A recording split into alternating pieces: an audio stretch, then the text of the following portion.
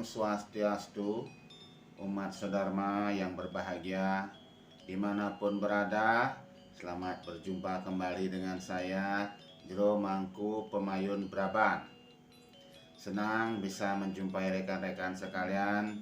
Semoga semuanya dalam keadaan sehat-sehat dan tidak kekurangan suatu apapun. Kali ini saya akan membahas tentang ngaben. Sebelum lanjut, mohon klik tombol subscribe-nya agar channel ini bisa berkembang dan saya semakin semangat membuat video-video selanjutnya. Ngaben adalah sebuah prosesi upacara pembakaran jenazah yang dilakukan oleh umat Hindu. Secara garis besar, ngaben dapat dibagi menjadi 3 yang disebut dengan Sawa Wadana, Asti Wadana, dan Swasta Wadana. Terdapat beberapa pendapat mengenai arti tentang pengabenan ini. Ada yang berpendapat ngaben adalah beo, yang artinya bekal, berasal dari kata ngebianin. Ada juga yang berpendapat ngaben adalah ngabehen, artinya berani mengeluarkan biaya yang besar, bahkan melimpah untuk menghormati jasad leluhurnya. Dan ada juga yang berpendapat ngaben adalah berasal dari kata ngabuin, yaitu merubah jasad menjadi abu melalui proses pembakaran ataupun kremasi. Menurut kepercayaan Hindu, badan manusia terbuat dari 5 unsur yang disebut dengan Panca Mahabhuta. Proses pengabenan selain merubah jasad menjadi abu, di sana ada proses penyucian jiwa atau roh yang sudah meninggal yang disebut dengan ngaskara. Kenapa sang jiwa atau roh wajib disucikan? Karena sang jiwa akan pergi menuju Sang Maha Suci, yaitu Ida Sang Yang Widiwasa. Maka dari itu, proses pengaskaran harus dipuput oleh seorang sulinggih agar tatanan proses penyucian sang jiwa sesuai dengan petunjuk sastra. Di dalam pengaskaran ada yang namanya acara memeras. Tujuannya agar sang jiwa betul-betul lepas dari keterikatannya dengan duniawi. Dan saat itu pula sang jiwa berpamitan kepada keluarga ataupun perti sentananya. Dan akhirnya sang jiwa menuju Sunya Loka. Menurut Hindu, jasad terdiri dari 2 badan, yaitu badan kasar atau fisik, badan halus atau atman atau sang jiwa. Makanya upacara pengabenan ini sangat penting dilakukan. Tujuannya untuk mempercepat proses pengembalian Panca Mahabhuta dan mensucikan sang jiwa agar sang jiwa lebih cepat menuju Sang Pencipta. Di samping itu pula, upacara pengabenan adalah memberi kesempatan kepada perti sentananya untuk membayar hutang kepada leluhur, yang dalam hal ini yang disebut dengan Pitra Rena. Berikut saya uraikan proses pengabenan yang diawali dengan upacara ngulapin yang dilakukan di Pura Dalam, di mana pihak keluarga melakukan ritual untuk mohon izin kepada Dewi Durga. Dilanjutkan dengan ritual meseh lawang yang dilaksanakan di pintu gerbang kuburan atau di tepi setra, atau bisa juga di Catuspata. yang bertujuan untuk memulihkan cacat atau kerusakan jenazah yang disebabkan oleh seseorang meninggal karena kecelakaan yang dilakukan secara simbolis. Kemudian dilanjutkan dengan acara nyiramin layon atau memandikan jenazah. Kadang-kadang memandikan jenazah ini pun dilakukan secara simbolik menurut jenis pengabenan yang akan dilaksanakan.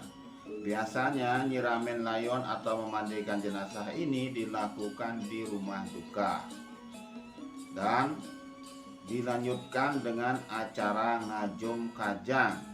Di dalam acara ngajum kajang ini Peti Sentano berkesempatan untuk meminta maaf ataupun memaafkan. Mungkin sang meninggal ini pernah berbuat salah di saat beliau masih hidup bersama kita. Kemudian acara dilanjutkan dengan ngaskare. Upacara ngaskare adalah sebuah proses penyucian di jiwa. Di dalam pengaskaran ini ada acara mepetik, mewinten, bahkan didiksa. Makanya yang layak muput acara ini adalah seorang sulingih atau sang Dwijati agar proses penyucian jiwa ini berjalan sesuai dengan prosedur atau sastra yang berlaku. Lanjut, acara berikutnya adalah pembakaran jenazah. Puncak daripada acara pengabenan ini adalah pembakaran jenazah yang biasanya dilakukan di kuburan. Setelah jenazah terbakar habis menjadi abu, kemudian acara selanjutnya nunduk galih, direke, diirak, dan dimasukkan dalam suku tunggal. Setelah itu seorang sulinggih atau sang wiku melakukan puja pengiriman.